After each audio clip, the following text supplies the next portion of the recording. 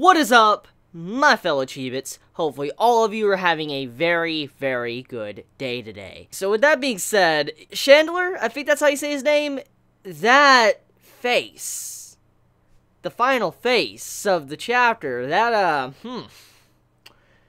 can we just say that he's yandere for Meliodas? I mean, can we go that far and say that? Because, I mean, this man clearly loves Meliodas. Like, he really, really loves Meliodas. And as soon as he found out that they're gonna go rescue Meliodas, he's like, Meliodas-sama, and all that, and he just starts going through the air, rushing. And you just see how he's smiling, all that, has tears in his eyes, and when he finally gets there, he's like, oh, my dear Meliodas, and all that, my poor, poor Meliodas, you know, I'll save you, and then all of a sudden, you see it to where he looks at, you know, Elizabeth, and he's like, oh, you're the goddess, and he's like, I want to kill you, and you just see his face, and he has, like, these, like, shark teeth and all that. I'm like, oh my god, like, this man's face, like it's creepy, it's really, really creepy. So, we could probably say that Chandler, however you pronounce his name, he is a yandere, especially after this chapter. So anyway, setting that aside for now, I want to talk about something that was very interesting about this chapter. Estarossa. So Estarossa, we knew that he was in a coma. It was confirmed. But now he is reawakened, but he's still going to be out of commission for a while. He's woken up, but he's going to just chill for a while. He's not going to be doing much for the time being. But here's the thing, though. What was stated in this chapter was very peculiar because it makes you wonder, where does Nakaba-sensei want to take Estarossa's character? Because there is a lot of mystery wrapped around his character. There's many things that have not been answered, and there's many questions I have about his interaction with Meliodas. I mean, many of us have been asking about his interaction with Meliodas for a very, very long time. For example, let's talk about how Estarossa a long time ago, you had it to where he actually interacted with Elizabeth. Yes, he did interact with Elizabeth a long time ago, around, like, early stages when the Ten Commandments first popped out of their seal. At that time when Elizabeth was waking up from the dream and Estarossa was in her dream, she didn't have all her memories. Remember, she didn't know anything and all that, and it was just recently she remembered everything, so it makes you wonder, what is Estarossa and Elizabeth's relationship? But it also makes you wonder another thing as well. As we know, one of the big plot points that many of us have been wondering about for a very long time is, why is Meliodas' wanted poster since the beginning of the series, why was it Estarossa? When Meliodas clearly hasn't aged for over 3,000 years. He has not aged. So, obviously, if they made this wanted poster on him, it doesn't make sense, because they obviously saw him walking around the capital, so why would they make an aged Meliodas or whatever? Why would they do that? And so that's the biggest question I have about all of this. There's a lot of questions that have been kind of shrouded in mystery for a long time when it comes to Estarossa's character, but for now, though, let's talk about what was stated in this chapter by Cusack. I think that's how you say his name.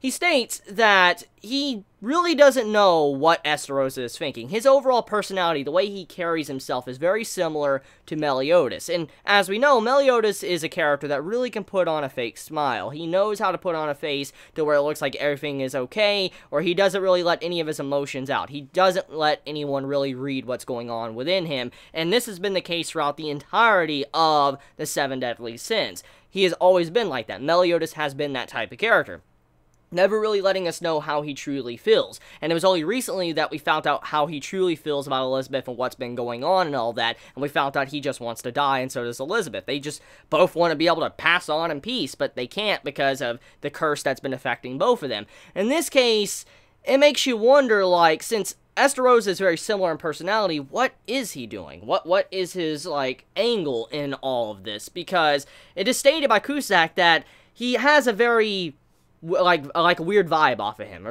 there's a weird vibe coming off of Estarossa, because there's just something weird about him, the way he acts and all that. It just seems like he's planning something, or he's scheming something. So the way this is going, for what you could assume is that maybe Estarossa, he is not necessarily for the Demon Clan, but maybe just for his brother, just for Meliodas. It's clear as day when we saw Estarossa kill Meliodas a while back, and as we know, Meliodas came back, and we finally found out about the curse.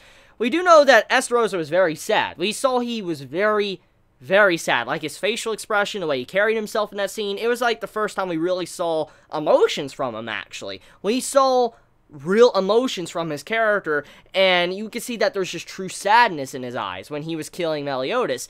And what you can get from this is maybe the reason why he killed Meliodas was to free him from his suffering. Maybe he thought he could free Meliodas from whatever's going on, his curse or what he's been suffering for so long, and maybe that's why he did it. It wasn't just because of what Meliodas did when he betrayed the Demon Clan. He probably did that because he wanted to help out Meliodas, you know, give him his wish, and he realized once he woke up that he couldn't do it at all because his father did something. The Demon King did something to Meliodas. So whatever the case may be, we now have confirmation that maybe what Estarossa wants is something for Meliodas. He doesn't probably care about the Demon Clan. He probably doesn't care about, you know, Meliodas, you know, betraying the Demon Clan. He probably just wants Meliodas to be happy or something, judging by how he cried a long time ago when he was, like, killing Meliodas. So that's what I could assume.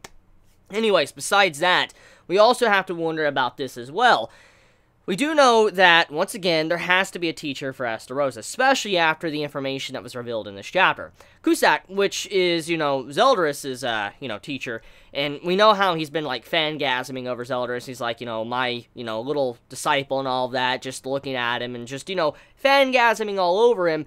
He's, like, looking at Estarossa, and he's like, I know for a fact that Estarossa isn't inferior to Zeldris. I know for a fact. In fact, in some ways, he probably exceeds Zeldris in areas. And as soon as that was said, I was like, ooh. So you're telling me that Estarossa is confirmed to be probably stronger than Zeldris. And if that is the case, it makes you wonder who taught him. As I said in the last chapter review, someone had to have taught Estarossa. He had to have had a teacher. If Meliodas has a teacher, if Zeldris has a teacher, Estarossa has to have a teacher as well. So I'm looking forward to whoever his teacher is, especially after finding out that he's possibly stronger than Zeldris. And also, since he looks very similar to Meliodas and all that, it makes you wonder whoever taught him. Now, another thing you can get from this is, it seems like the relationship between the three siblings, you know, Zeldris, Meliodas, and Estarossa, it seems like Estarossa is like the black sheep of the group. Like, even though Meliodas betrayed everyone, seems like Estarossa is like the outcast. Like, he is the sibling that is not acknowledged at all. He is the one that's kind of pushed to the side and doesn't really have anyone rooting for him at all. Because we could assume this. Let's just say, for a quick moment, let's just say that maybe Estarossa doesn't have a, you know, a teacher, okay? Let's go on, you know, the aspect he never had a teacher.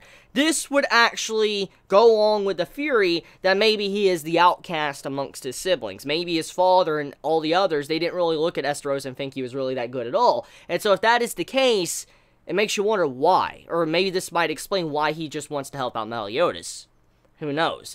So, besides all that being said, let's talk about the situation with Chandler. Chandler, however you say his name. He is incredibly powerful. His speed, definitely ridiculous. How he got to the 7 deadly sins like that. And he also brings the night.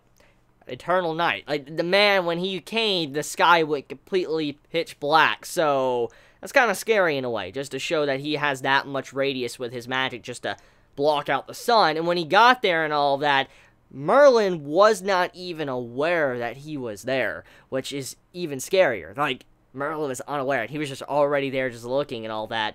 That's scary. So how are they going to deal with someone like this? The only thing I could assume is that Elizabeth is going to have to fight. I mean, Merlin's kind of broken, okay? Merlin is broken, yes, but she is not to the point to where she can't, like, lose, because she can probably lose in physical combat, but if it's at long range and all that, and she has the upper hand, like distance and stuff, I believe she'll probably win.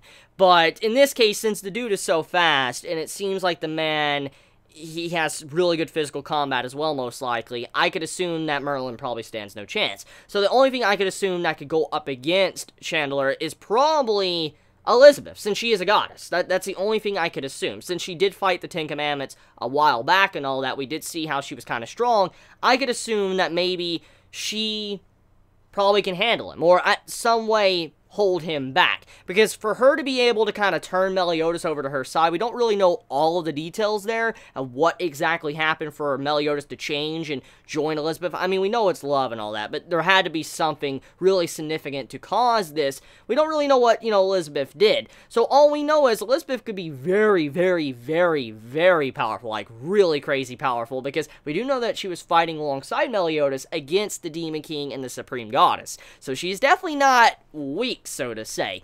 So I'm curious on if she is going to have her first true fight of the series, like getting the fight so and all that just by herself, or is Escanor going to get up and fight? That is another question, because, I mean, with the sky going pitch black, it makes you wonder if the sun god himself might get up and fight, because, you know, he is literally praised the sun god, and makes you wonder would he fight someone that could bring in the night.